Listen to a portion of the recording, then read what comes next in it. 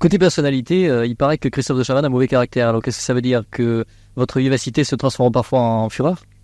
Il paraît, ça veut dire quoi? Ça vient d'où il paraît? Non, j'ai pas mauvais caractère, j'ai un caractère. Je crois que je suis... Très sincèrement, je crois être quelqu'un de très très gentil. Je crois simplement que lorsqu'on me demande de faire quelque chose, j'essaie de le faire le mieux du monde, que ce soit de présenter un artiste, faire une interview, présenter quelque chose, j'essaie toujours de le faire bien. Alors quand je suis en train de travailler, quand je suis en train de mettre au point une répétition, quand je suis en train de décider avec le réalisateur des emplacements caméra, etc., et qu'il y a plein de gens sur le plateau qui sont des amis de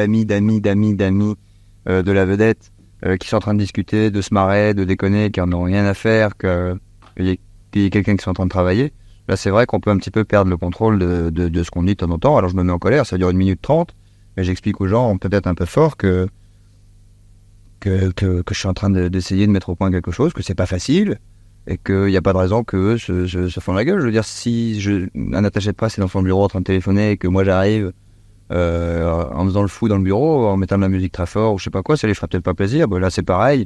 Alors je crois pas avoir un très bon caractère, ça je l'ai jamais eu même avant de faire ce métier, mais je crois pas avoir un très mauvais caractère. Je crois qu'il faut que chacun respecte un petit peu ce que fait l'autre. Moi j'essaye de le faire autant que faire se peut.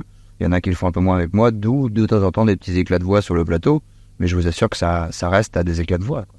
Justement, j'avais lu une fois de plus sur Télé Loisirs, cette fois-ci, que vous aviez apostrophé une fois une vedette qui discutait pendant que vous l'interrogiez. Écoutez, vous lisez des trucs que je ne lis même pas, moi c'est insensé. J'ai apostrophé une vedette pendant que je l'interrogeais. C'est-à-dire qu'elle discutait pendant que vous l'interrogiez, elle discutait avec quelqu'un d'autre, elle ne vous écoutait pas. Et vous avez dit, bon, on enchaîne. Oui, je me rappelle même de qui c'est, tiens. Et j'ai dit, j'ai lancé un chanteur, je me suis retourné vers mon voisin, qui était donc une grosse vedette, et j'ai dit au téléspectateur, il en a rien à foutre, alors ça fait rien. Il m'a dit, mais si, et en fait, non, je crois qu'il en avait rien à foutre ce jour-là. Il devait être sûrement un peu fatigué.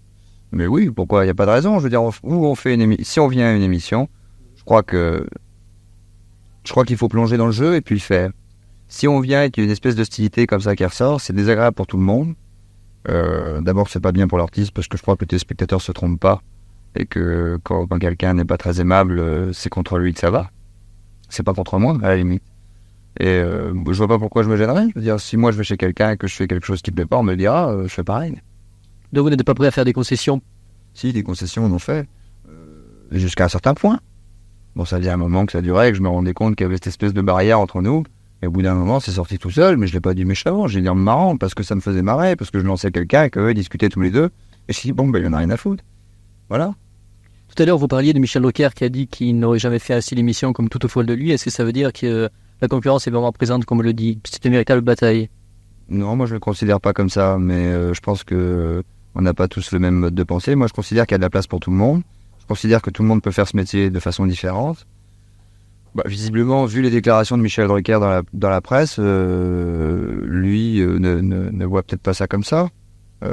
Moi, j'ai rien contre Michel Drucker, mais quand je lis des papiers où il envoie des petites vannes contre nous, bon, je trouve pas ça très gentil et très juste, quoi. Mais bon, ça s'arrête là, hein.